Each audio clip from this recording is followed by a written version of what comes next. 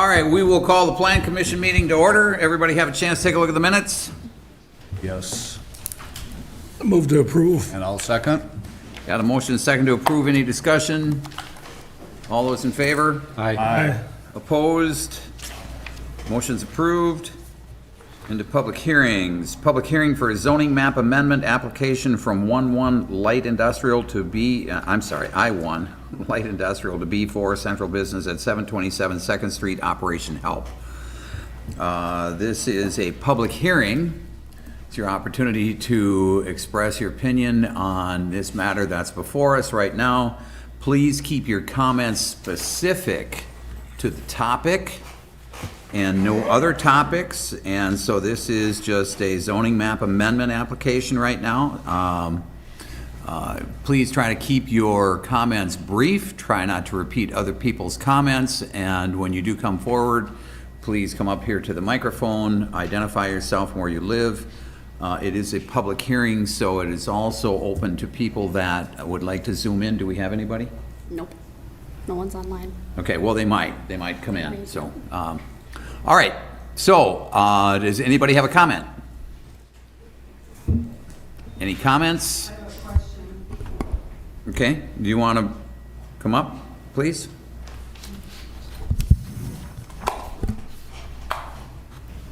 My name is Jane Borofka. I own the property at 713 2nd Street. And my question is, what is the purpose for the rezoning?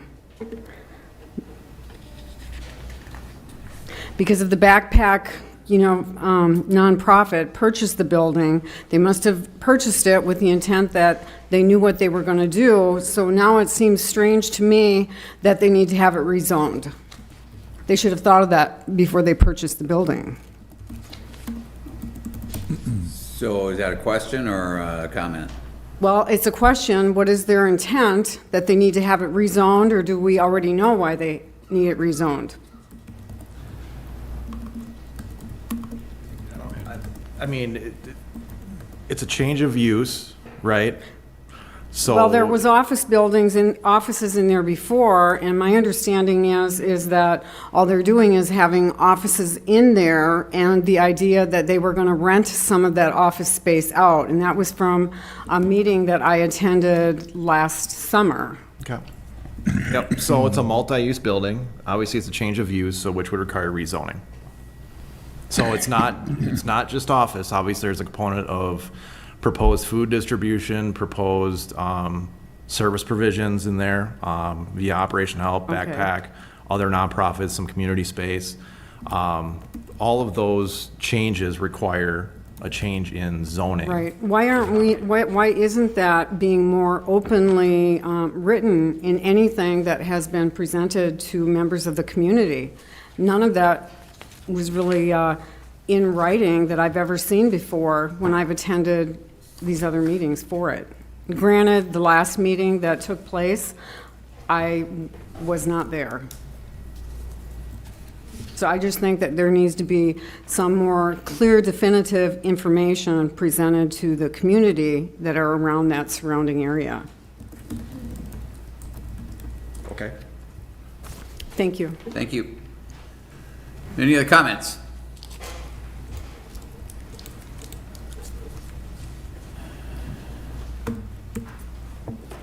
Hi, I'm Betty Crusoe, and we own a property on 821 First Street. And I just wanted to say that I'm in favor of this rezoning. I think B4 is the proper transition to the neighborhood. When they originally asked for B3, which could entail more retail, more of that type of thing, I was against that. And I'm glad to see that they moved forward and went with B4. I'd rather see that than industrial, which it presently is at. So I just want to say I'm in support of the B4. Thank you. Any other comments? Any other comments? Any other comments? I move that we close the public hearing. Second. Got a motion, second to close the public hearing. All those in favor? Aye. Opposed? Motion is approved. Public hearing is closed. The zoning map amendment application from I-1 light industrial to B4 central business at 727 2nd Street, Operation Help. Would you like me to present? Okay. So Studio EA, on behalf of Operation Help, property owner Tim James, and Hudson Backpack Program have all applied to rezone the property of 727 Second Street, which consists of 2 parcels, from I-1 Light Industrial to B4 Central Business. As the location is already designated as central business or downtown commercial in our comprehensive land use map, it does not require a land use amendment in this situation. Neighborhood meetings were conducted on both October 20th and December 19th of last year. Following those neighborhood meetings, staff received 11 public comments, which are attached to the staff reports provided to Plan Commissioners tonight. The purpose of the rezoning is to allow the applicant group to operate a multi-office space and storage for their nonprofit organizations, as well as to modify the existing building in the future to be within the setback requirements of the B4 zone that the I-4 district does not permit. So this also means that the existing building footprint is actually legally non-conforming at this time. Given the location of the property within the context of downtown and the neighboring residential district, staff would recommend approval of this rezoning proposal. It's deemed to us to be appropriate progression of the zoning from B3 to R1, R2 surrounding the district. So, any questions or comments? Can we get an explanation on this new piece of information from the DNR? Or am I jumping ahead? No, I this think this is pertinent. That's pertinent. So I think it's also important to enter into the record, I think it's the 11 other With the letters. 11 other public comments. The other 11 other public comments that are included as part of your packet.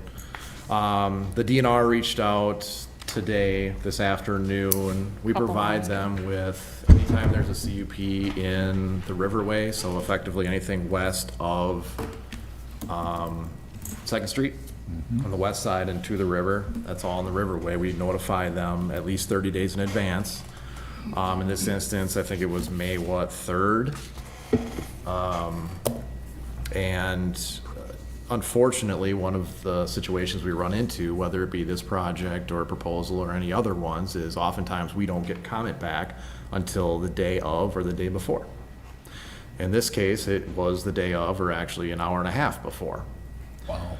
So you have their correspondence. Obviously, this is it is pertinent to zoning in a way, but also not, in that there is likely to be required variance approvals for redevelopment in a slope preservation zone. So what that means is slopes greater than 12%, at least 12% or greater, in no less than 25 linear, I don't know, it's linear feet. Yeah, linear feet. And, Up or to 50 not, feet. and up to 50 feet.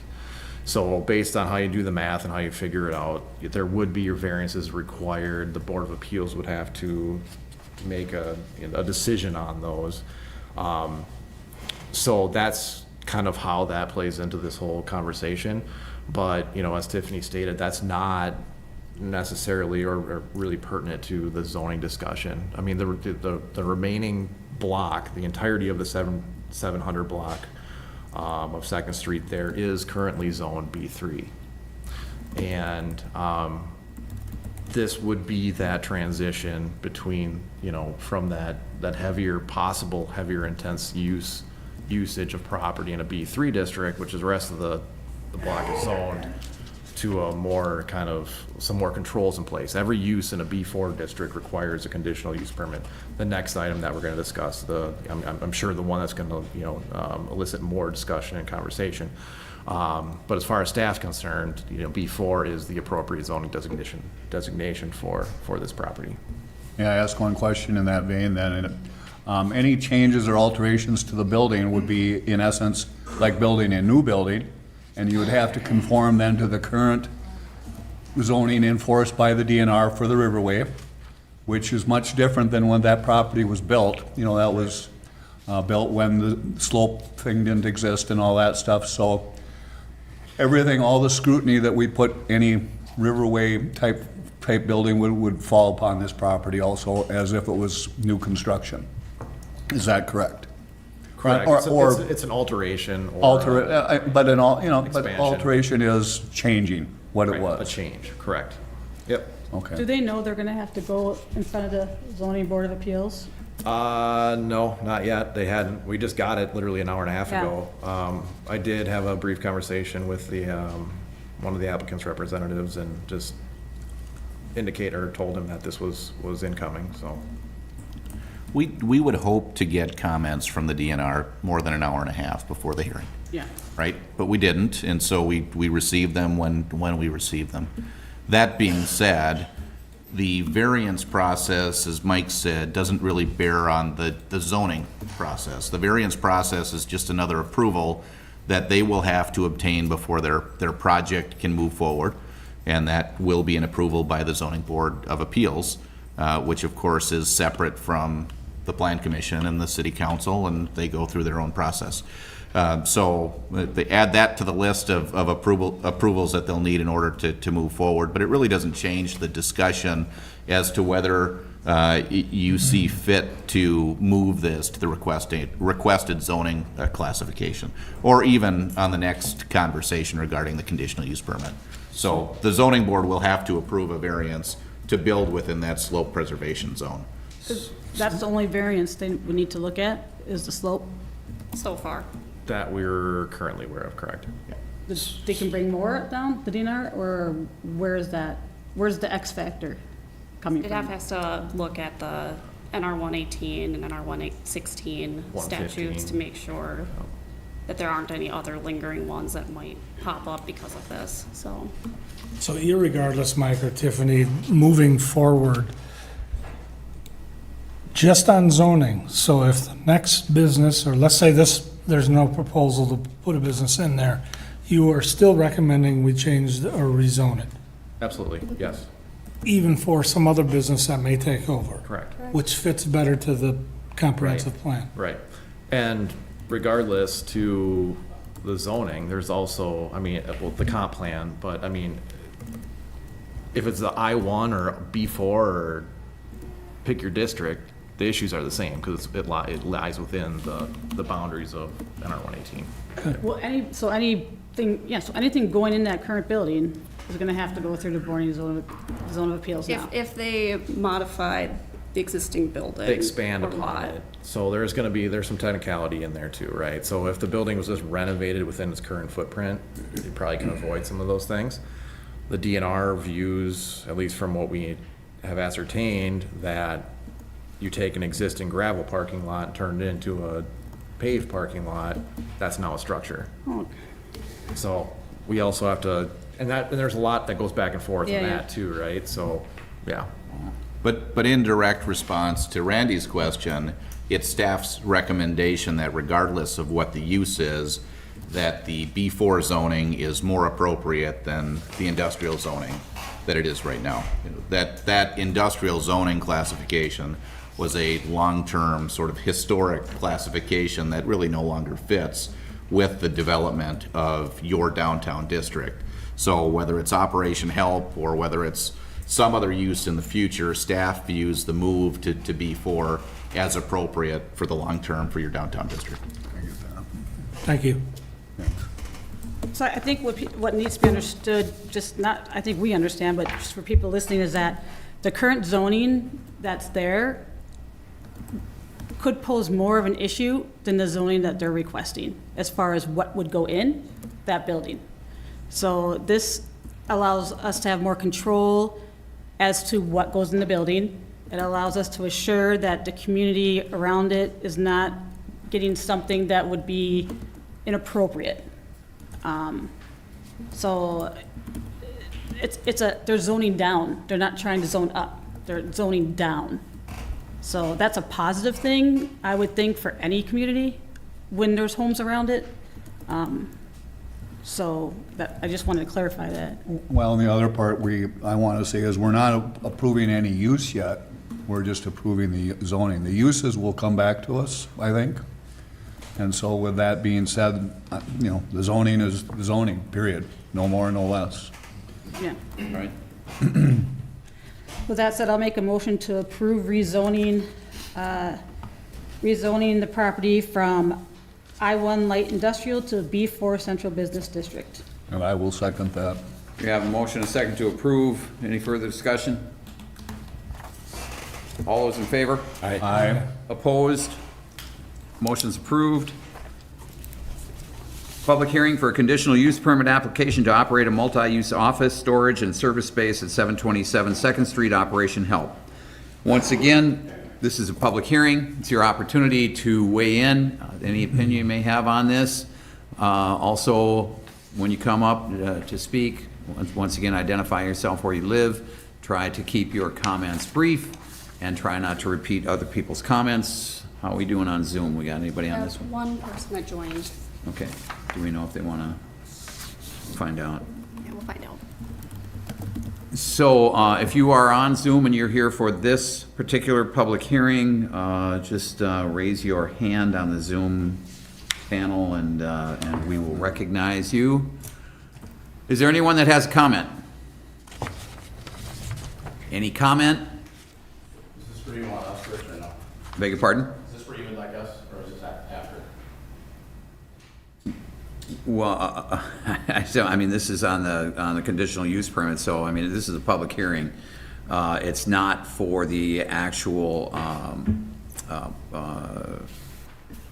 agenda item that's gonna come up where we approve. Okay? So once again, any comment?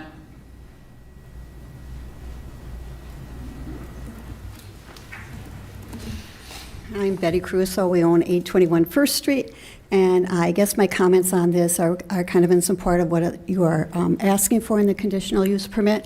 I think in the neighborhood, we do have concerns about traffic. That place has been pretty quiet for the last 20 years with Norlake there. I think the worst impact that was down there many years ago is when there was parking on the street, quite a bit of parking on the street. But in the last many years, it's been very quiet down there. So to start seeing activity on a daily basis is going to be something different that we're not used to. So our concerns, of course, are the traffic. I saw that was a concern of the staff.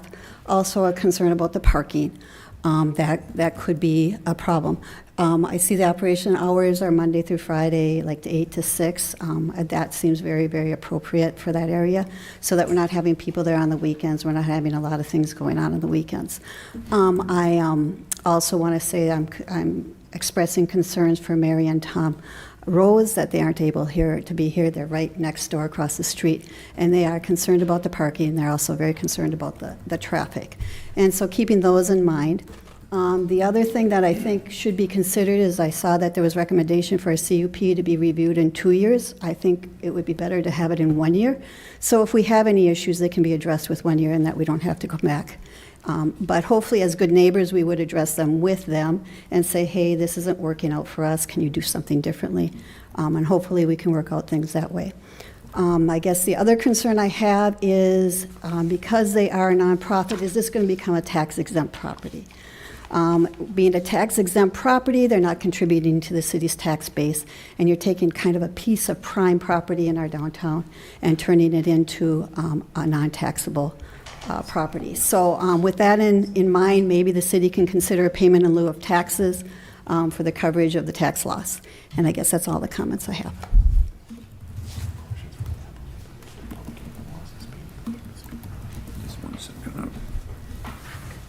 Any other comments?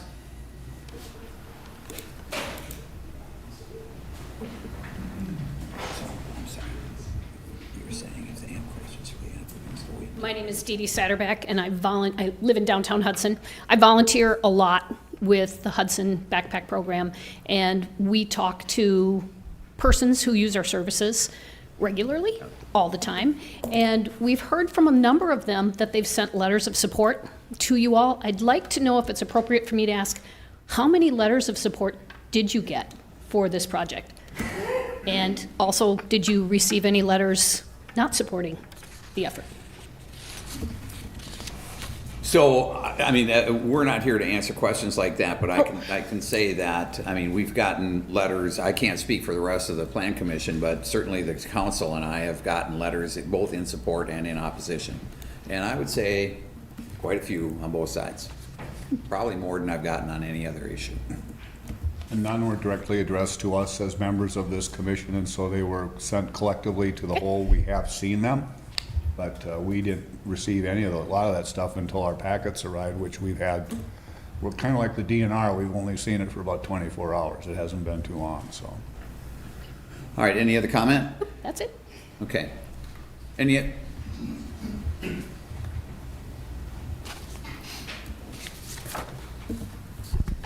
Good evening, Plan Commission, Ryan Carey, attorney representing the owners and certain tenants of 811 First Street and 721 First Street, two properties right across the street from the proposed project. My clients have reviewed the conditional use permit submitted by the applicant for the site. In general, my clients are very supportive of the great work these organizations do in the community. They provide a very important need to the community. My clients believe that this property will provide the necessary office space for the people that work for these organizations so they can continue their good work. The area, this area of our downtown is, as mentioned at some of the opening comments, transitional in nature, and the permitted uses in B4 district seem appropriate for this property, so I think the rezoning made a lot of sense, or the recommendation to rezone makes a lot of sense. My clients have listened to the representatives of the applicant and attended neighborhood meetings. They have also carefully reviewed the application submitted by the applicant as well as the staff comments that are in the packet. My clients are supportive of the granting of the conditional use permit subject to the express conditions recommended by staff in the report authored by Mr. Johnson dated June 6, 2023. Think that the CUP with those conditions stated would be the appropriate balance between allowing this proposed use of the space, but also protecting the character of the neighborhood. Thank you for your time. thank you. Any other comments? One thing I would like to say here is that if you do have comments and you're holding off until the determination of the actual agenda item, it would be better if you made your comments right now. You may not have that opportunity when this agenda item comes up right after the public hearing. So, anybody have any comment? Any other comments? Any other comments? One? Step on up. Are you referencing us? No. Okay, I think so. Any other comments? Any other comments? Any other I comments? move we close if there's no other people. Zoom? Anything on Zoom? I'll second. Got a motion second to close public hearing. All those in favor? Aye. Opposed? Motion's approved. Public hearing is closed. Conditional use permit application to operate a multi-use office storage and service space at 727 Second Street. Operation Help. So in tandem with the previous application, this is a conditional use permit regarding the land use of the site itself. So the applicants are requesting the use of the site for multi-use office, storage, and service space dedicated to nonprofit organizations. If the zoning is to be formally approved by council later on, the B4 zoning district would require any uses on this site to have a CUP in place. Hence the application before you tonight. So, aside from Operation Help and the Backpack Program, other nonprofit tenants have expressed interest in leasing office space on the second level of the building after modifications would be completed. Norlake would still continue to be a tenant under a continuing lease agreement. The proposal for the narrative specifically states operations will take place between Monday and Friday, 8 a.m. to 6 p.m. Drive-through food distribution as currently offered at St. Pat's would no longer be conducted at this new space. A common community meeting room on the second level will be used for board community other meetings, which occasionally take place during evening hours. The max number of people projected to be in the building at any one time is 25. This number includes all clients, volunteers, staff, and any additional office tenants. The building's parking lot size, which would consist of 25 to 30 parking spaces after improvements are made, is anticipated by the applicant to handle all staff, clients, and volunteers, tenants, and visitors. And with the peak client service hours of 10 a.m. to 2 p.m. and 4 p.m. to 6 p.m., traffic volume would be approximately 9 to 12 people per hour. Staff has expressed concerns to the applicants regarding the intensity of the proposed use. Explicitly with regard to safety and functionality of both parking and accessibility to the premises. The building itself doesn't really provide enough parking as required by current municipal code standards, nor does it adequately accommodate frequent ingress, egress, and traffic buildup into the parking lot. With the proposed scheduling system for pickups throughout the day for various nonprofit programs in one building, we don't really feel that this would alleviate our concerns either. Further, with such a land use requiring many vehicle trips, this wouldn't reflect the nature of a true B4 central business zoning by zoning standards, as this zoning type is meant to be more of a transitional use barrier between residential and commercial uses. Yes? We know how much truck traffic there would be into this location. If they said they're using it for storage, that to me means there's trucking and there's loading and unloading and a place to do it. And then with those steep slopes, the multi-use of the building, where are they putting that stuff, and does that add and compound to the traffic situation that we've already, I think, made them aware that we're very concerned about? Correct. And I think that's a good leeway point to let the applicants come forward and provide some detail and clarification on that.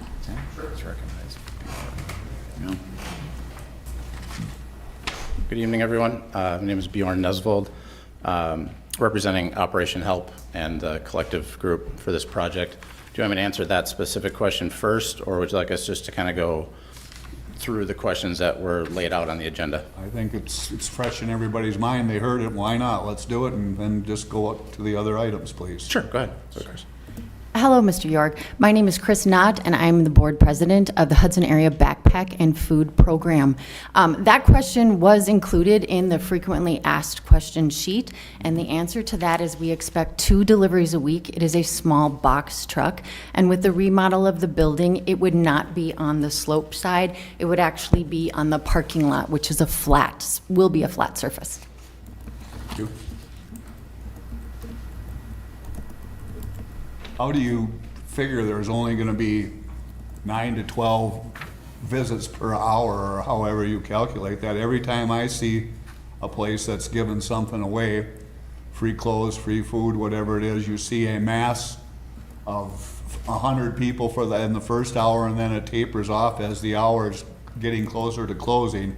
It tapers off gradually until they're closed. You're predicting smooth, steady ins and outs throughout the day, and I can't see that happening myself. And so with that in mind, that means you're gonna have a surge of traffic, and how do you control that, and how do you handle that? And how should the local residents put up with that? Because they're gonna be parking in spots that, we don't know of as of today. Yes, And I that understand area your cannot concern. handle because of the slopes and then the other tenants in the area. Sure. And residential. Sure. So let me tell you how we got to that number. City did express intensity of use concerns, and we wanted to be able to give them some hard numbers so they could get their head around who actually would be in the building and how often. So we took a look at our service data for the last 3 years. The programs have remained steady, and while many people are familiar with our drive-through distribution and the massive people, it's a very short period of time. This location would allow us to be open 30 hours, spreading out those visits. So we took a look at an appointment-based system so we can guarantee a maximum number of people in the building each hour. And that would be something that would be a measurable standard that the city could take a look at every day if they wanted to. That said, that 9 to 12 number is actually double the capacity we need based on those service statistics for the last year. With looking at just our average service statistics for the last year, we would predict an average of 7 people to be in the building during any 1 hour period. What should the city do then if that doesn't happen as you're presenting to us now? What happens if it doesn't happen that way? What should the city do then to fix that? Out of curiosity. In other words, what do we do? What's our recourse if it doesn't happen exactly like you say? People Sure. guarantee that, okay, this is what's gonna happen, and we guarantee it. Well, what happens if it doesn't? Appointments are limited to, Buy all your permits and all that then? appointments would be limited to 12 per hour, and there just is no You know, if people can't get an appointment, they have to come back a different day. And that's very normal procedure at any food shelf that has an appointment-based service. And I would expect that that would be part of the condition for the conditional use permit, yes. Thank you. Any other questions? Brad, do you have anything else to say? We do, actually, we do. First of all, we want to thank everyone for taking the time to review this project. The city has spent a lot of time with us to give us a chance to present the project, and we're very grateful for that. So thank you very much. We appreciate that you've been willing to listen, you've asked questions, you have guided us in the direction towards a mutually beneficial outcome. For not only our organizations in the city of Hudson, but also those people we strive to serve on a daily basis. Hudson is a better community when we all work together. We thought it might be most productive to provide responses to the city staff comments that were published last week and provided as part of the agenda for this meeting. Some of this Tiffany has already read, but staff has expressed concerns regarding the intensity of proposed use, explicitly with regard to our organization. And so over the last several months, we've met with the city and staff on numerous occasions to get feedback about our planned use of this space. Concerns about intensity of use has been a recurring theme. So the Hudson Area Backpack and Food Program has reimagined their services and how we could provide our essential services to the residents of Hudson, evenly spreading out the flow of traffic of clients to this space throughout the course of a work week by using an appointment-based approach, which I just discussed. This way, we're able to effectively measure and track the traffic generated on a daily and weekly basis. So as we said, we would be capped at 12 appointments per hour. Our current level of traffic would suggest we will be at 7 appointments per hour. While the intensity of use has been the biggest concern expressed by city staff, we want to express concern that we haven't been given any parameters as to what amounts of use would be acceptable. This seems to be a subjective measurement rather than objective, which is a concern. It would be helpful for us to understand the criteria that were used by the city to determine the definition of intensity of use.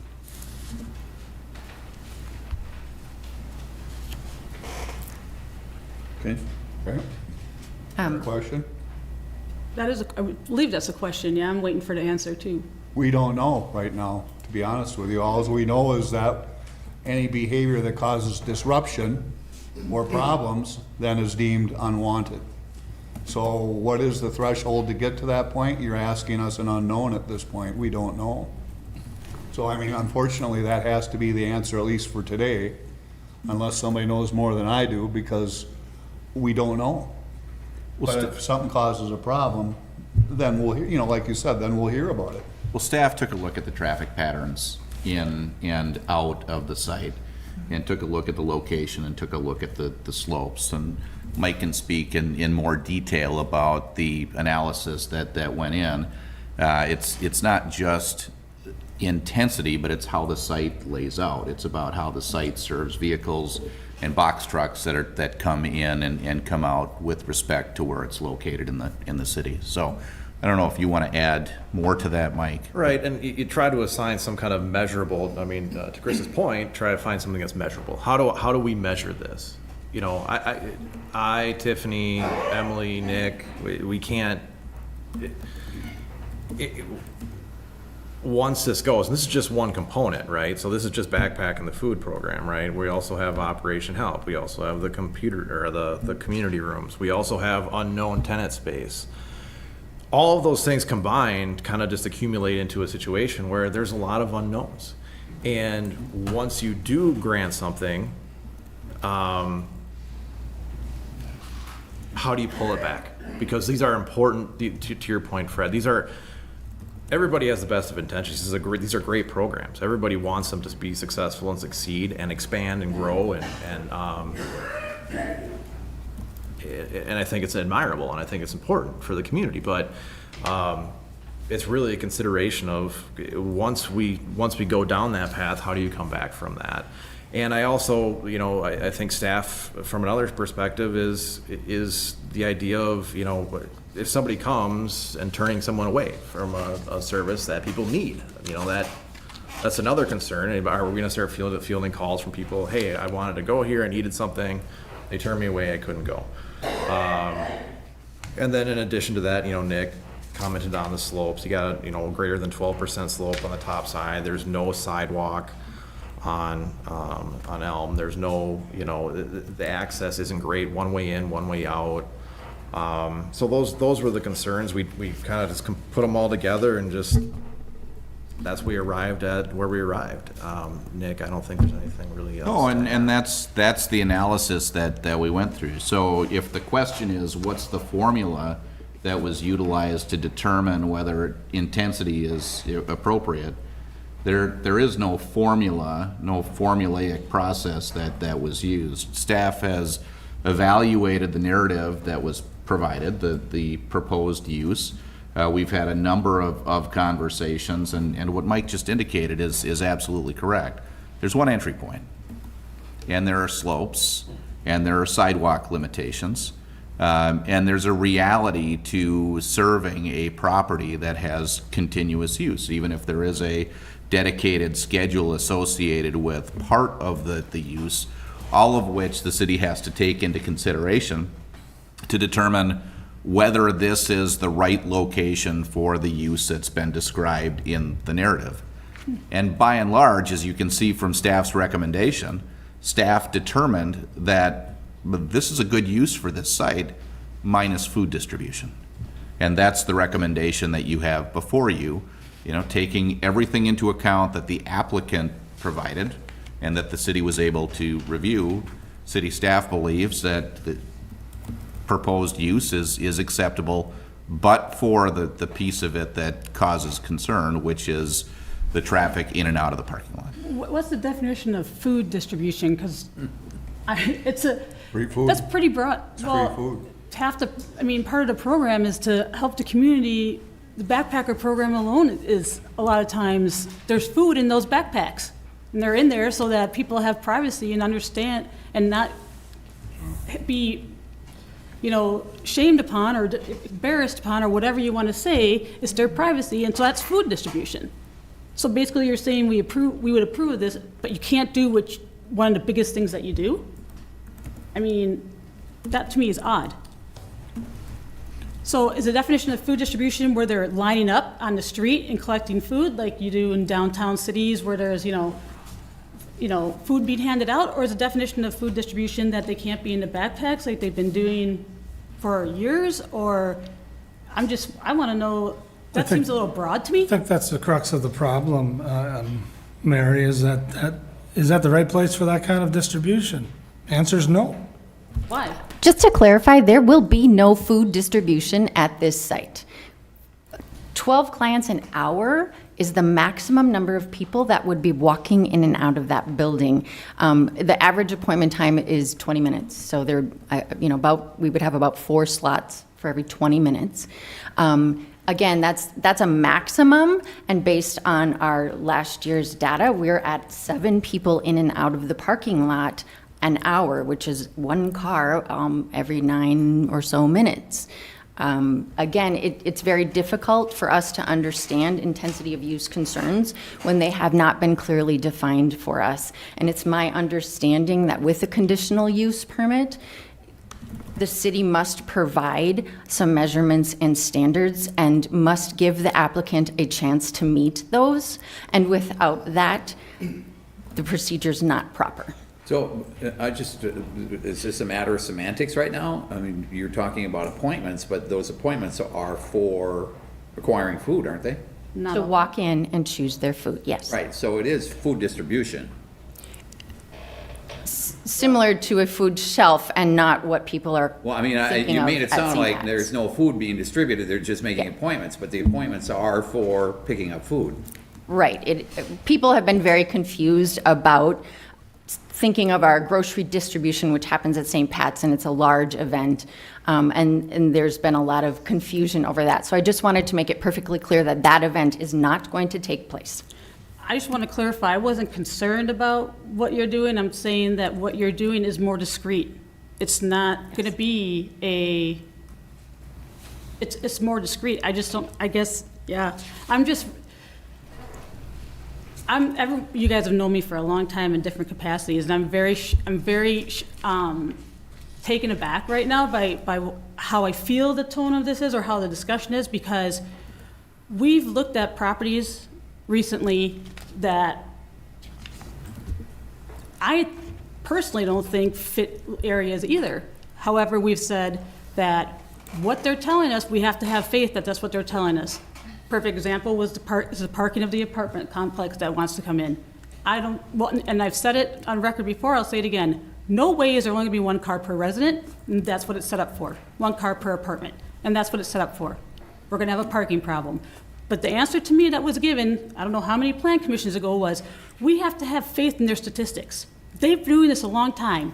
Well, they've brought us 3 years of statistics, and they've actually broken it down and are telling us this is what's going to happen. Okay? So, and then when I hear about tax concerns, we have churches in Main Street that could be prime real estate for taxes that don't pay taxes because they're a church. But we don't have a problem with that. Okay, and where's the parking for the church? You know, I mean, we have to think about the fact that this is a building with a parking lot that they're going to make and ensure that there's going to be parking spaces for the number of people who are in the building at that time. We also have to think about the fact that they're downsizing the zoning, which is better for the community, not more difficult. When we say it's not a appropriate spot to distribute food, to me that's just, I don't know where the thinking is there, because again, it's not a mass community. They've been very clear on that, and we have to have faith in that. They bring over $350,000 into this community with their help. They're helping this community, and they spend $350,000. Have anyone asked how much they actually contribute to the community? No, that's what they contribute. I know this because I've asked. They help people with auto repairs. They help with utility bills. They help with food. Food is just one thing that they do. There is so much more that they do for this community, and this community lacks in that. We do. Everyone thinks that this community has wealthy people in it. There's a lot of people who lack money in this community that need the help. So where are they going to go if we don't have this? Okay, and they've been trying to get a building for years. They've fundraised and fundraised and fundraised. So yes, am I sounding biased toward them? I am. Do I think it's an appropriate spot? I do. It's a building that was used for an industrial use that's now being asked to be used as a nonprofit to help people in our community. And I feel like we're drilling them with some questions, and that we didn't even bother to drill when some massive apartment wants to come downtown, which we were told by Cedar Corp is the wrong thing, but yet we seem to feel like this is okay for everyone. We had the Zoning Board of Appeal, who's just, I have no faith in them, I'm sorry, because they're approving things that just shock me, and we're worried about a slope. Everyone has a slope here. The slope is over the apartment complex too, but we didn't question that. There's no sidewalks with the apartment complex. That's one of the variances. Yeah, and I guarantee you they're going to say it's okay, because they don't actually follow the rules. I was on the zoning board too. They don't follow the rules. I've told them that at the meeting. They don't. There are rules. They're trying to follow the rules. They're asking for the right things. To say that we don't have a level of intensity, come on. The apartment building is going to be more intense on traffic and everything else than this is going to be. Way more intense. Way more parking on the streets. They're not even going to have parking on the streets. We have 26 parking spaces. Mrs. Caruso was correct when she said that there was a problem with Norlake with parking on the streets. I was on the council then. You were on the council then. What do we do about it? We had a lot of complaints. Yeah, and what do we do about it? Did what we could. What was it? Little things in the middle of the road, or Yeah. dividers. Yeah, that solved the problem. It didn't solve anything. You don't need to preach to the plan commission. No, I do. I feel like I do today, because I'm sitting here You frustrated. have an opinion. You don't need to preach to everybody. I'm frustrated because I feel like we are just pounding the tone, the way it's being pounded down, to me, is frustrating. We approved the zoning, but then we're worried about the use. Mary, nobody objects to anything that this good organization does. I didn't say they objected what the It's about organization where it's at. And there are other people that think otherwise. Yeah, and there's other people that think the opposite, and I guess I'm expressing my opinion on the opposite. Just like there's people that think it's good to have an apartment there, and I don't Back think the it's good. traffic, you know, you're gonna have stacking on Vine Street back, just like Norlake did at the time. And then, so you're gonna get people for cross-traffic, people crossing because they're parking to get to that building. Another issue to be taken up. My Street- point is, we didn't look at any, we didn't really even give a That second isn't thought to true. the issues on, yes, it is. So I'm going to break in here for 1 second. All right, you guys, do you have anything more to add, anything more to say? Yes, I would like to again express my concern over the fact that with the conditional use permit, the applicant must be given a chance to meet the standards or requirements for the zoning ordinance, and those have not been provided to our organization.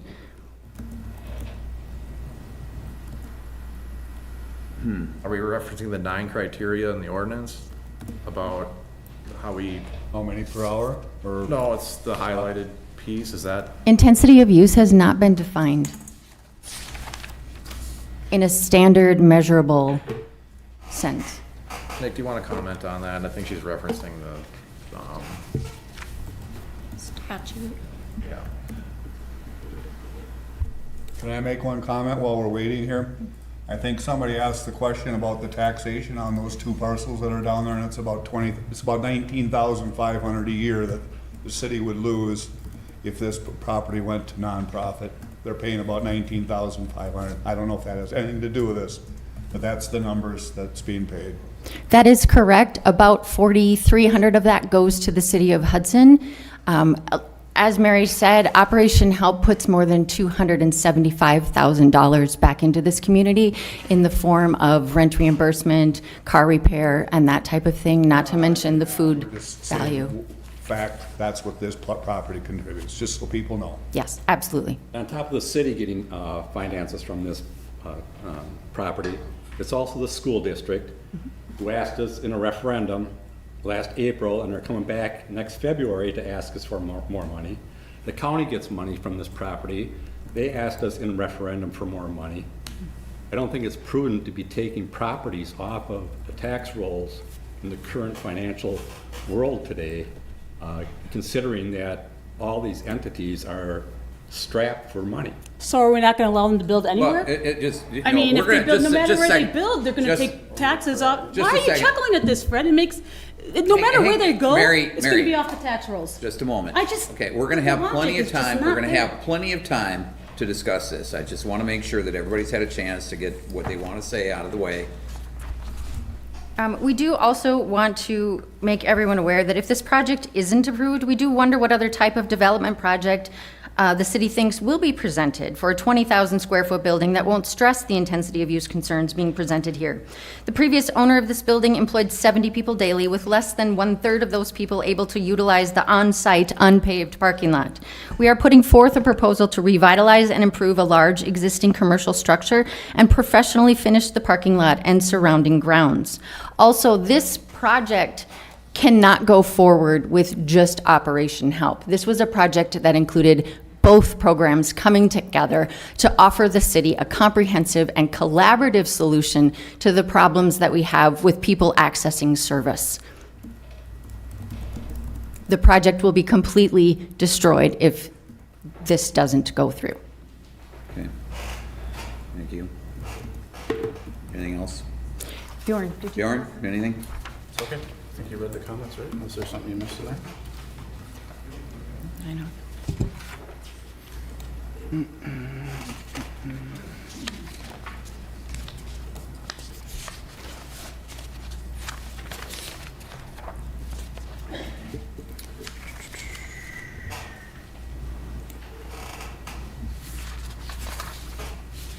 Oh, the only other thing that we were going to mention that wasn't brought up yet was, and I think someone mentioned it here just briefly a few minutes ago, is there was a comment in there under B, so number 3, section B, about the sidewalks and the slopes. And we just wanted to mention, we do recognize that the existing grade of that street is a challenge for businesses downtown. specifically all businesses between First and Third Street on Elm, Vine, Locust, Walnut, and Commercial Street.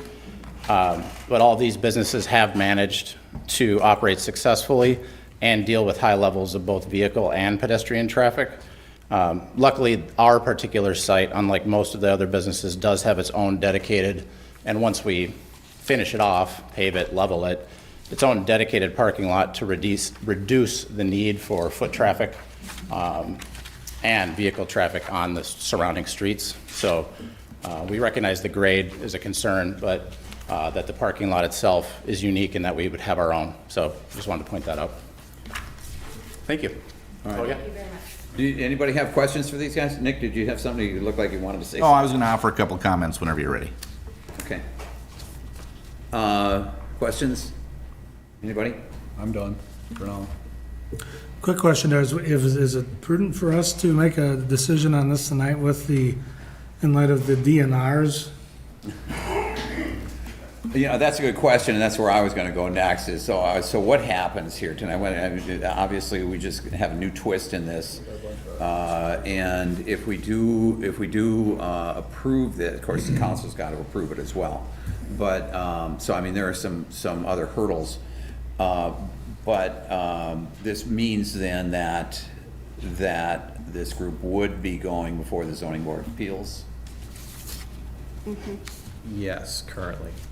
Okay, so the way it stands right now, You're not required to take action tonight. Right. By your ordinances. Your action will be one of recommending a course of action to the city council, regardless of what you do.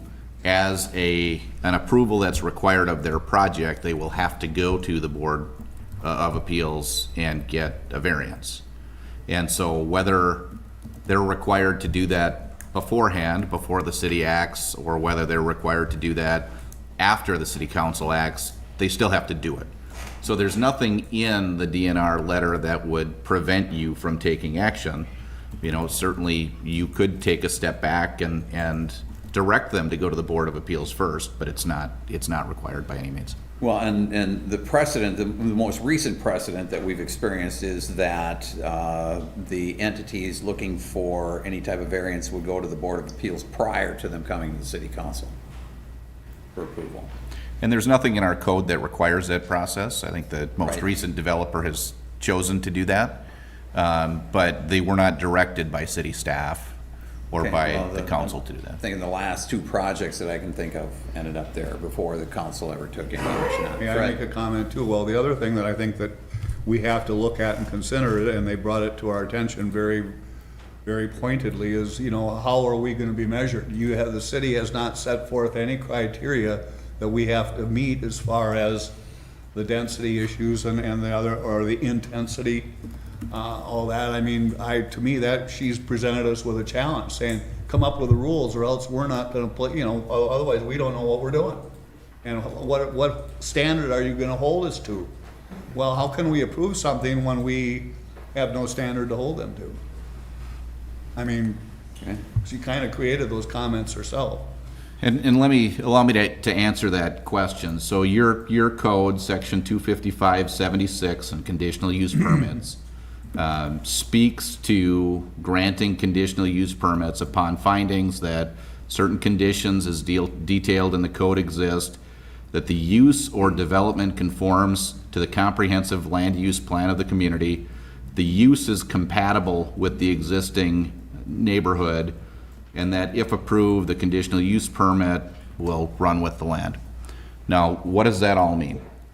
Under Wisconsin law, Act 67, most recently adopted by the legislature has said that if a developer, if an applicant can meet the conditions that the city attaches to a conditional use permit, if they stand up and say, yes, we can meet those, they are entitled to get their conditional use permit. Act 67 does not compel a community to grant a conditional use permit, because the community has to make its own determination based on compatibility with the existing neighborhood and conformity with the comprehensive land use plan, that it's an appropriate use for that site.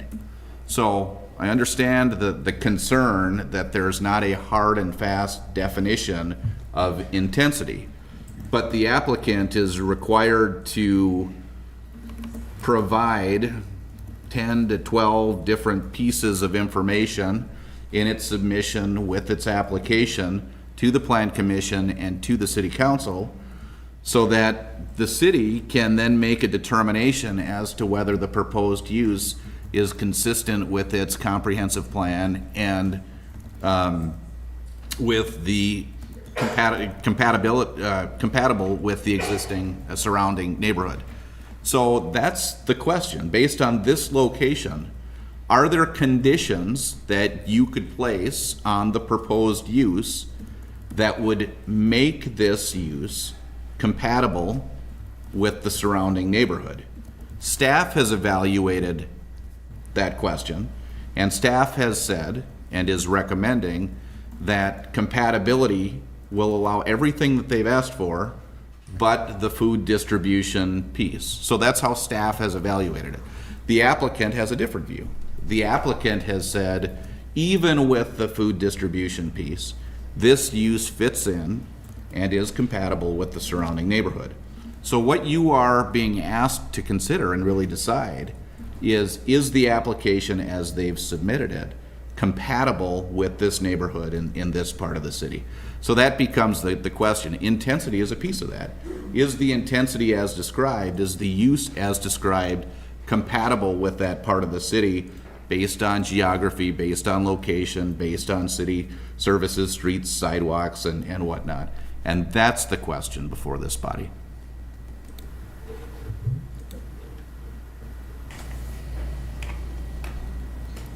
Anybody? No, I liked his answer, though. Finally, someone answered something, like, you know, that makes sense. All right.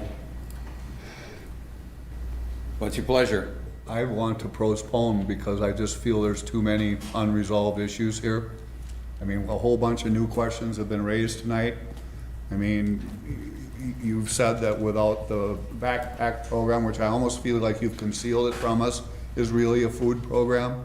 I mean, it's a go pick it up, but I mean, we asked if food was being distributed. Hey, Excuse me?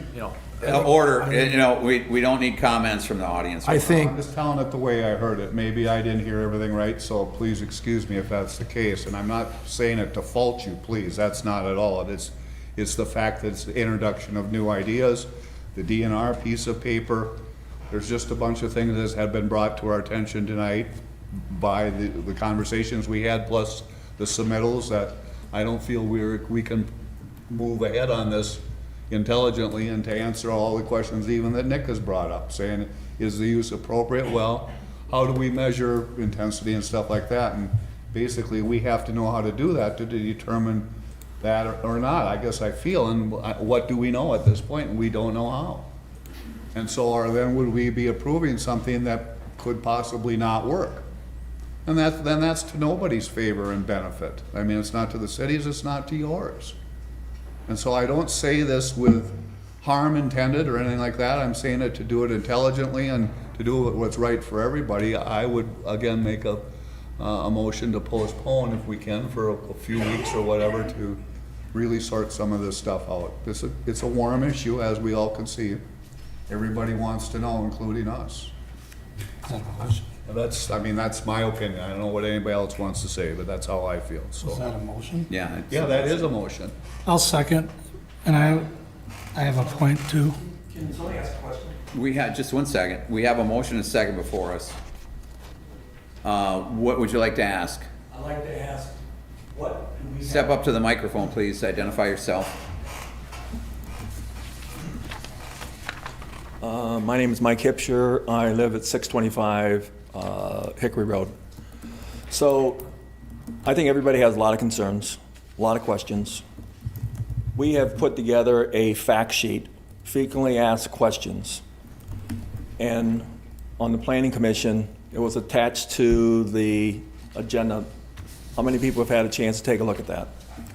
And it clearly described what the program's going to be. We're not slipping in anything that hasn't been known. We put that sheet together probably 3 months ago. We've had conversation with the city for over 6 months on this program. So the question would be, if you say we need to have further discussion, what do you need us to bring to push this thing over the top? What additional information specifically do you want so we can try to alleviate your concerns? That would really help us out.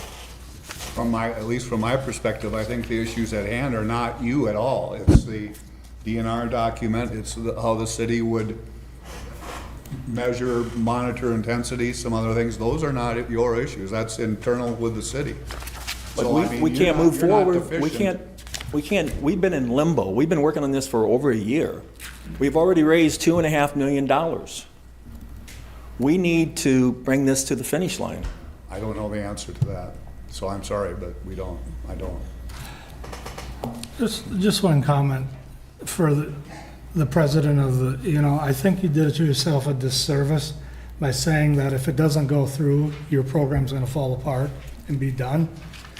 When there's multiple buildings in this community that would fit that purpose to a T, I think you did a disservice saying that you're just gonna walk away and quit, is what I interpreted, You want me so. to answer that? That is not what she said. That's my comment. That was my, Yeah, I think there was a misunderstanding if you felt that I said we would walk away. That isn't the issue. The goal of the Under One Roof project was to bring these organizations together, because oftentimes people in crisis, I'm constantly saying, oh, run down to Operation Help to get your diapers, or they're saying, run up the hill to get food from a backpack program. And it's very overwhelming. I had a client come in this week and she said, now when are you here and what time? And I think I need an appointment at the food shelf, and how are you different? And the amount of confusion that exists for people, is clearly a problem, and that was demonstrated during COVID. And that's how this all started, was how can we do a better job of getting people services? So the two organizations were coming together, and that's the goal, is to be in one place, Well, I because think that's people. great, but just to let you know, there are other buildings that would fit your purpose to a T. I'd love to know about them. We Up in spent the old quite a bit of industrial. time looking for property, and none were found, reasonable, either for cost or location. Yeah, the old Wiseway building just went on the market. I think it's $12 million, which was out of our budget.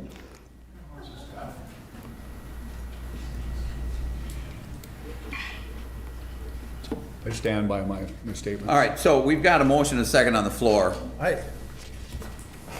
If that's the direction that we're headed, it'd be nice to give staff a little bit of,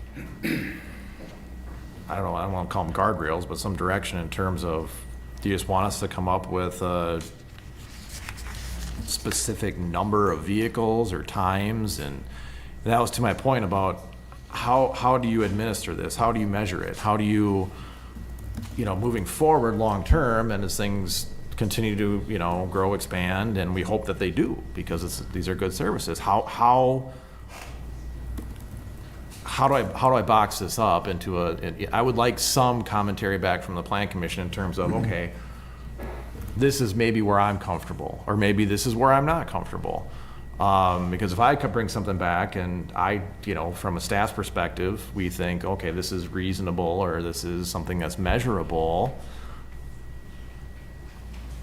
Fred, you might think no, or Mary, you might think yes, or somewhere in between, right? So it's nice to give us a little bit of direction as we go back and look at this. Let me answer that by kind of some of your own comments already. The city staff recommended we approve this minus the food thing, because that would cause traffic problems. They have said to us, by my understanding of how you said it, that it's all or nothing. They need to use that facility for all parts of their program, which includes the food thing. And unless they get that location won't work. So Nick then said, the problem here is, how do you determine what is the intensity, or how do we come back, and you ask the question, give us a guideline on that. And the answer is no, we don't have a way of doing that. And so, yes, you're asking for direction on that, which I completely understand, but I don't know how to give it to you. So the answer to that's not really that easy. That's why we need, in 2 weeks, we come back and say, we can't measure this. There's no way to do it. The only way we can measure it is if there's a problem, we knee-jerk, we react to it. But this is sort of a false premise, because when you look at the ordinance, and I think staff has done an excellent job in comprehensively going through the ordinance, and you have the analysis in your packet, section 255-14 sub H, that details B4 central business districts, talks about the consideration. And when you get down to sub 3, it talks about the considerations for businesses in this zoning district. And considerations are intensity of the proposed use, traffic and trip generation of proposed use, existing surrounding uses within 300 feet, consistency with the future land uses as identified by the comprehensive plan, parking needs and availability of parking for the property in question and neighboring properties, signage, exterior lighting, noise, and compliant with the conditional use permit ordinance. So when you ask about the consideration of those environmental factors that need to be considered, that list is the list of environmental factors that needs to be considered, and staff went through and provided its thoughts. So if there are other things, if there are other questions that you have for staff that we can review with the applicant, that we can research and come back and provide additional information for Plan Commission consideration, we're more than happy to do that. The applicant's narrative is pretty clear. Staff's analysis is pretty clear, and we address each one of those points. And I think, applicants want to know, if you're going to postpone, what more they need to supply, and staff, of course, wants to know what more we can provide to help you in making a determination. The last thing I want to say, just to be clear for the record, you should not make your determination regarding whether this property is on the tax rolls or not.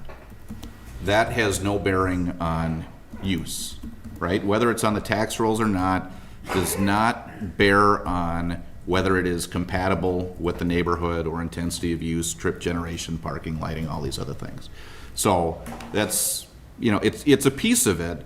And I understand certainly it's something that, you want to think about, but when you're making the decision on the conditional use permit, you need to make it on the environmental factors and whether you can reasonably place conditions on the proposed use that would make it compatible with the surrounding neighborhood. So think about it in those terms. And if you want to postpone, to read and think about what you have in your packet and push this to the next meeting, you can certainly do that. If you want additional information from either the applicant or from staff, we would appreciate that direction as well. Can I ask a question? And if I'm putting you on a spot, that's fine. When you guys were discussing food distribution, what were you thinking food distribution would look like? What were you thinking, you had to have said, maybe you didn't, but when you're talking about food distribution, were you talking like a line of people getting food? Or are you talking, where was your mindset to say no food distribution? Is there an intensity of that's the concern? I think so, right? So you have somebody show up. When I think of food distribution, someone shows up, they lay out the process, and they've communicated it very clearly to us, what they intended to do. They have an appointment, somebody shows up for their appointment, they go in, get their food, come out, or maybe they have another appointment with Operation Help or something else coinciding with it, and then they leave, right? I think where it came with the intensity of use is the idea of turning someone away too, right? Someone shows up, and now if we limited it to, say, 25 appointments a day, or pick your number, whatever subjective number you want to come up with, that 26th person that comes and you have to turn away and do that, or if somebody complains and says, well, wait a minute, they had to turn away this many appointments, that's also a concern too, right? And they want to serve the community, they want to serve people in need and people that need these services. But I think that was it. So you have not only backpack, and I think we're unfortunately talking more about the food component too, but you have other programs happening, right? And programs that we don't know about yet that will have to come back to this group. But I think the one that we've seen and examples of, and now they aren't doing the drive-through service, but we see how popular they are and how successful they are and how much need there is out there. How do you handle that appropriately on First Street or Second Street or in between, right, on Elm Street? And what does that look like? You know, their thought is that, you know, their program is gonna be with the way they laid it out, will work just fine. Staff has concerns about long-term. Once that happens, how do you reel it back in if we're not gonna go down there and be able to keep our eyes on it every single day either, right? Monday through Friday and 8 to 6, or if garbage shows up at 6:58 and they say it's gonna come at 7, and then my phone rings because the garbage truck came early and emptied the dumpster, are we gonna bring that back, that conditional use permit back for reconsideration because that happened? Are we gonna, all those things kind of play into it and how it all, flows, and you got the one way in and the one way out, so you kind of just compound those factors, and that's where we arrived. And if I could just add to that though too, I mean, we review it as a global project, right? So it's not just about backpack. And I think that's the important thing to consider here. We have an entire building that's going to have multiple users. So when we look at it, we look at, how many spaces are we going to need, or will that parking lot need to serve when that building is full? And how are those users going to interact? So you may say, well, we have sufficient parking spaces to park the backpack program and the appointments on an hourly basis. But then what happens with the rest of the users in the building? Street parking can accommodate some of that. We look at the global operation. So when you think about this isn't just this building doesn't support the backpack program. That's not the analysis. The analysis is when you take the applicant's narrative and you look at the site, how does the full narrative apply to the site, and how does that site serve that building as fully operational? Because Mike's exactly right. What we don't want to do is recommend approval of an operation and then have issues with it. We want to make sure that it fits in that particular location. I appreciate that part of it. I guess where I'm confused on is, am I incorrect in saying that the only concern that you felt it was a good use except for the food distribution? That was what I felt was highlighted in all of that, which is where I'm confused, because, there's school supplies, there's diapers. I mean, why is it food specific? That generates the traffic. That's why. If I could address a couple of those issues. Mr. Johnson, you brought up your concern about turning people away. Again, I just want to reiterate that at 12 appointments per hour, that is double the capacity that we currently need. So there's lots of room for growth. We've researched other appointment-based services in the metro area. It is common to turn someone away if there isn't an appointment available. That doesn't happen very often, and certainly in this case it wouldn't, because again, our capacity is double what we need. In the instance that does happen, they are offered the next available appointment the next day, and often delivery services are available as well. When we talked about the 25 people in the building at any one time, we did address the parking for all 25 of those people, and we can address that within the parking lot. It wasn't just looking at the parking for the backpack program. So the parking lot can accommodate what we need.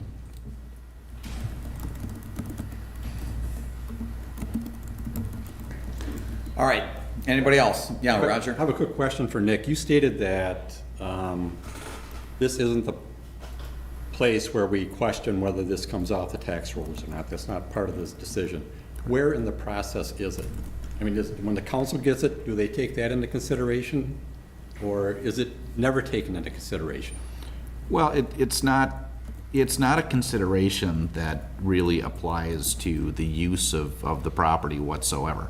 Because whether they're for-profit or whether they're not for-profit, the law simply says that if they're a nonprofit entity, they have the right to apply to the city when they own the property for exemption from real estate tax. So, that's really the point at which the city determines whether they get that exemption or not. But it just doesn't really apply to the use of the property and whether there are conditions that can be placed on that use to make it sufficiently compatible with the surrounding neighborhood. Thank you. All right, so we got the motion in front of us to postpone. Can I make a comment or ask a question to the council? Is this about the motion to postpone? No, it's not. It's about the conditional use permit. I'm Tim Jeans, the building owner. I just have a question for the council. What's preventing Norlake from moving 60-plus employees back into the building right now when we're discussing intensity of use? 8 to 5 visitors. As a building owner that's been sitting on it for a year, that's a solid consideration. Okay, thanks. All right, we've got a motion in front of us right now to postpone. All those in favor? Aye. Aye. I'm only saying aye because I don't want it to fail.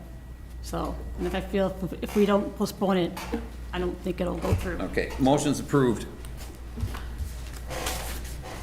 Thanks, everybody. Where are we at? I think he's pretty perceptive.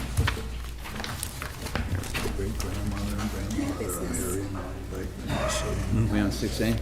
4E. Well, I know you gotta know how would you know? 6A. 6A. Knowing their family forever. Certified survey map at 1101 12th Street, Larry and Jean Clausen. So the property owners have submitted a certified survey map to subdivide their additional property, 1101 12th Street.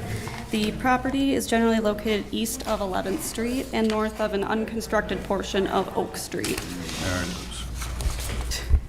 Staff review noted that the construction of this portion of Oak Street would be very difficult due to grading issues. Therefore, is not foreseen to ever be constructed in the future. No utilities are in this unconstructed roadway either. The subdivision proposal includes creation of 2 developable lots for single-family homes and 1 outlot for the Clausen's own personal use for green space. So the lot 1 on the north side would be 0.269 acres, and lot 2 to the south would be 0.272 acres. Outlot 1, which would be undevelopable to the east, would be 0.402 acres. These lot dimensions are permissible despite being smaller than our current requirements in code, as per Chapter 255-20A, which allows previously platted lots to revert to their original platting layout should the property owner choose to do so. With that, staff review found no issues with the proposed subdivision, so we would recommend approval with the listed conditions in the staff report. Also move with conditions. Second. Got a motion and second to approve with conditions. Any discussion? All those in favor? Aye. Opposed? Motion's approved. Downtown design review for Nelson Defense Group at 304 Locust Street. So the applicant, on behalf of the business owner, has applied for sign permit and downtown design review certificate to reface an existing freestanding sign out front of the property at 304 Locust Street. The sign dimensions of height, length, and width would all remain the same. Similarly, the sign would remain non-illuminated from within. Staff finds these refacing of the sign to be meeting our downtown design review guidelines and sign ordinance dimensional requirements. Therefore, we would recommend approval of the certificate. Somebody else? Move to approve. I'll second. Motion is second to approve. Any discussion? All those in favor? Aye. Opposed? Motion's approved. Downtown design review for Dipsy Ice Cream at 115 Commercial Street, sign art. The sign artist submitted a downtown design review certificate and sign permit application. I know it's going to be a little redundant tonight. On behalf of the business owner to install a new projecting sign at 115 Commercial Street. The projecting sign would be 9 square feet in area and would project no further than 3 feet 6.5 inches from the wall. To meet NR 118 standards, we are requiring from staff's perspective so that the sign is not illuminated, therefore it can't be visible from the river. Therefore, with that consideration in mind, it would meet NR 118 standards and as well as our sign dimensional requirements. So we would recommend approval. So moved. Second, Motion and second to approve. Any Do discussion? we need to include the non-lighted part, or? with conditions. Yep. All right. Anybody else? All those in favor? Aye. Opposed? Motion's approved. Downtown design review for boudoir by KT at 155 2nd Street South, Suite 300, Kirsten Johnson. So once again, another downtown design review for a sign. This would be a projecting wall sign at 155 2nd Street South, Suite 300. The sign would be 18 square feet in area with a 6-foot height and would project no more than 3 feet out of the wall, as shown in the attached rendering in the staff report. The sign would be externally illuminated by an existing wall light, as shown as well in the image just above the sign itself. City staff find the sign to meet all statute requirements and municipal code requirements, so therefore we would recommend approval. This is the sign? Yes. Yeah. I'm gonna move to not approve this sign.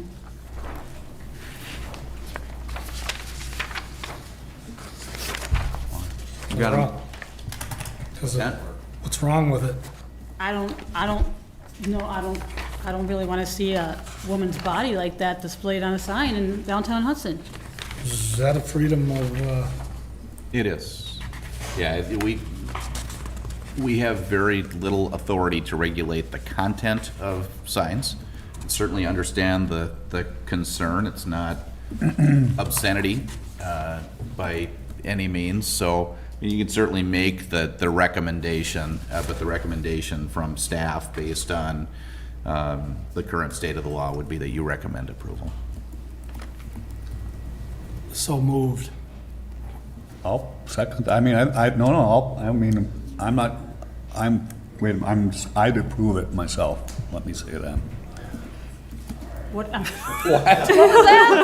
I got caught up, I forgot what you had said, so I was trying to dig myself out, and I didn't do a very good job. Randy, were you seconding her? No. Okay. All right, so we have a motion from Ray. We got a motion, first of all, from Mary. Does that, I thought it died on the lack of. is there a second for the motion, Mary's motion? All right, so the motion dies for fails for whatever, lack of a second. Move to approve as stated with And I'll recommendation. second with conditions. All right, so we got a motion and a second to approve. Any discussion? I understand the freedom of speech. We're not taking away what it is. We're not taking away the name of it. I don't have a problem with the name of it. I have a problem with the fact that it appears that there's a naked woman's body on a sign in downtown Hudson. Does a sign have to have a naked body on it or a woman's body on it? I mean, people usually know what that means. That's art form, Mary, that's not a naked body, that's art. And I mean, you'd have to close every museum in the country if you were gonna be opposing to that. I mean, I hate to say that, and I mean, I understand it comes down to taste and likes and dislikes, and, you know, I'm not saying I'm for or against, but it's art, and so you have to buck up. Okay, Well, and I don't have to buck up. But the state of the law is such that if you look at it and based on the content, you approve or disapprove, you are regulating based on content and you are regulating based on First Amendment rights. And so if it otherwise meets your sign ordinance and there's no prohibition, you are very, very restricted in what you can deny. What would constitute prohibition? Well, obscenity, for example. Okay. So, where are the parameters on this? Again, it is very challenging to, I can give you parameters, but the parameters are, there is a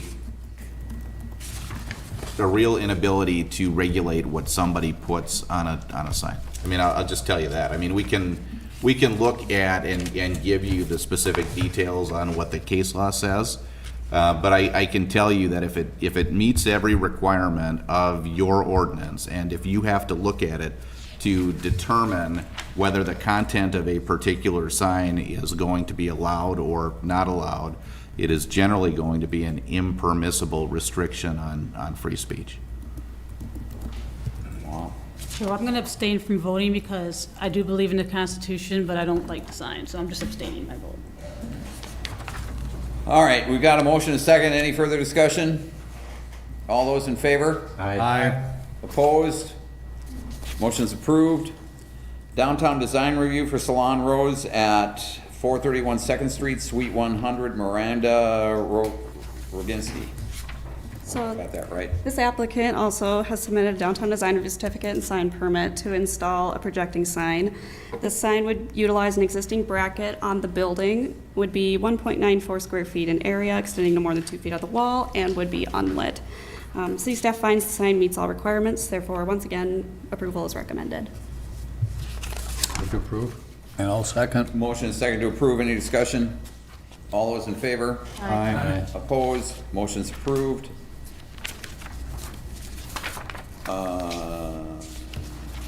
Downtown design review for Rose and Lavender at 2020 or 220 Locust Street, CD Products, Inc. So this one, I'm gonna kind of give you guys a couple of options, as that's what the applicant proposed. So on behalf of the business owner, the applicant applied for a sign permit and downtown design review certificate to reface existing signage at 220 Locust Street, what you all probably know as the former Kanoki's site. The business owners are desirous of reusing the existing Kanoki's projecting signs on the building by simply refacing them with their own business name and logo.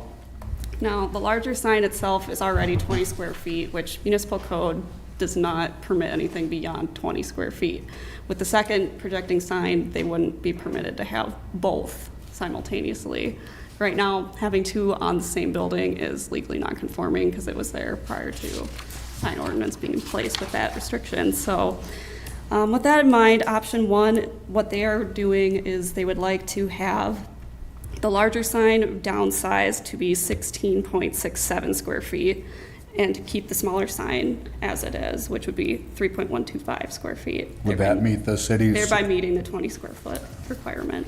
But that is pending the building ownership's approval at this time. So if that doesn't go through, then option one would be denied, and they would go with option two, which would be to just keep the larger sign as is at 20 square feet and not install the smaller sign. I will move to approve, but they have to meet the current zoning ordinance or reduce the size of the sign. Yep. And Because there's a change in hands here, they have, it's new ball game, gotta conform. Yep. And the recommendation does note that too. Right. It can only be one or the other option if approved. And then if there's any city conditions with it, along with my motion. Is there a second? Second. Got a motion and a second. Further discussion? All those in favor? Aye. Opposed? Motion's approved. City of Hudson zoning code update project. Right, so Cedar Core is here tonight to present public input and final products that have resulted from the zoning code downtown overlay open houses that we held at the fire hall on May 3rd and May 4th. So with that, Bob, are you good? Give me just a minute. Okay. Speak like an entrepreneur. Good evening, everyone. Evening. Lively discussion. A little warm tonight. Tend to do that sometimes, sorry. You could have I call jumped it in and passion. helped. Excuse me? I call it Could have passion. jumped in and helped with your vast knowledge. Well, now you're asking. You're just chicken. Well, that might be true as well, you know. I would be I too. gotta pick my battles here, so. I gotta, just a little bit of apology here. One of my documents I wasn't able to get ready because, I don't know if you kind of follow Menomineen's news, but our building had a structural collapse and we're kind of kicked out of our building, and so everything that we had in our office is in our office. We can't go in and get it. You're an engineering firm and your building collapsed? It's a 100-year-old building. Uh-huh. It wasn't designed by us. It was a 100-year-old building. I'll be lucky you're not down in Dubuque, Iowa. Oh, Come on. so I was working from home, and there's one file and it was the report from the open house. It's in your packet, but I don't have it on my computer, unfortunately tonight. So, and it.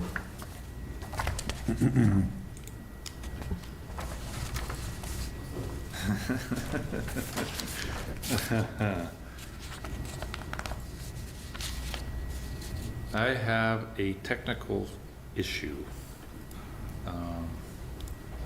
I got two HDMI in. Is there an adapter by chance, Tiffany? You need this? That I can plug to get my, this over this. I don't think that. You need USB or? It's a USB-C, but I have the HDMI in, but this is also HDMI. Oh, so you need HDMI. This is HDMI. Yeah, but it There's doesn't get, USB-C.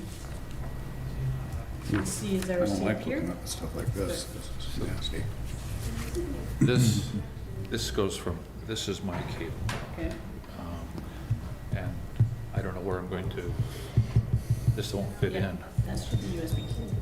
It won't, no, this is a lightning for the phone.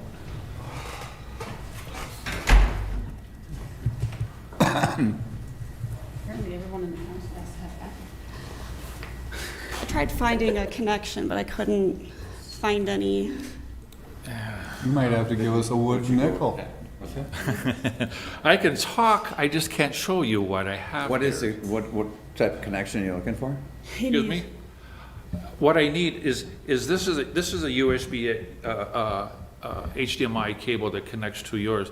What I have is the same. I have a male to a male. I need to be able to connect the two HDMI. Needs a cables. female end. How about, Bob, how about you email me the PowerPoint? Excuse me? And how about you email me the PowerPoint and then I can share it? Oh, yeah. That's the millennial thinking right there. Yeah, yeah. I'm just saying. We all just aged ourselves It about should, 10 yes. years. Pretty good. Maybe.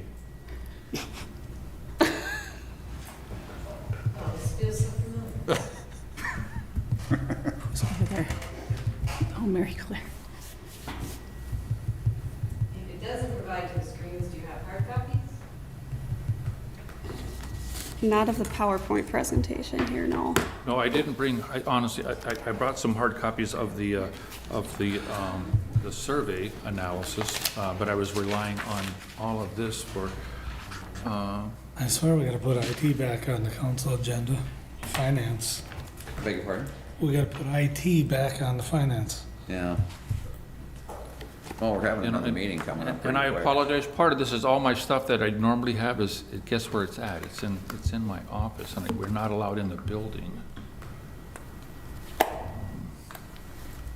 But I thought I had the right cable. I was going from HDMI, from C to the HDMI, but I didn't realize that what you have was. I'm here from California for 4 days. I want to get out of here. Right? Oh. All right. You hear that? Yeah. So while I'm doing this, I could at least give an overview of. Sure, while that I'm would be going good. here. So rather than just watch me fumble with this. So the last time I was here, we gave an overview of where we're at with the downtown overview. And we had scheduled an open house for that, 2 days of the open house. The first day was well attended. There was, help me on the report, it was 30-something people 36 or, that attended there. Yeah. They had, there's basically three big questions that came out about the ordinance, and one was, is it making it easier for people to get a permit? And the answer is no, it isn't making it easier. It's going along the same lines as what council was talking about in terms of connectivity and connections and making sure that it's compatible. So the design standards that are in the ordinance, they are there to address the uniqueness of your downtown, and allows for the applicants to talk about compatibility. And so I think that and you have it in your packet, the ordinance is there. I'll make a clarification for the record. The Excuse me? report actually says 23 people signed in at the say, third meeting. I think 24 maybe. Yeah. Ran out of fingers. Is there a code, security code? I'm trying to connect up to the city of Hudson. Yeah, we'll just broadcast that right now. You talking about the password for the internet? I'm at the council changers and it says connect automatically. I'm connecting and it says enter the network security key. Someone can just write it down for him or go enter it for him. This council chambers is a public network, it should be. Yeah. No.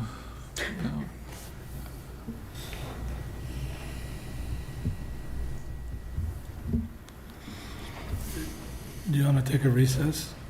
About the I beg your Brewers, pardon? no? You want a recess? Brewers, If, like baseball or anything? till when? 5 minutes, 10 minutes? You don't like just sitting here? I think we're kind of recessed right now. We're on air though, right? As I said, my son's in town from California for 4 days. I'm, as quickly as we can, I would appreciate bailing. You have a 19-year-old text me if I'm hungry. My kid's like, are we gonna go eat? Comes once a year, so. This is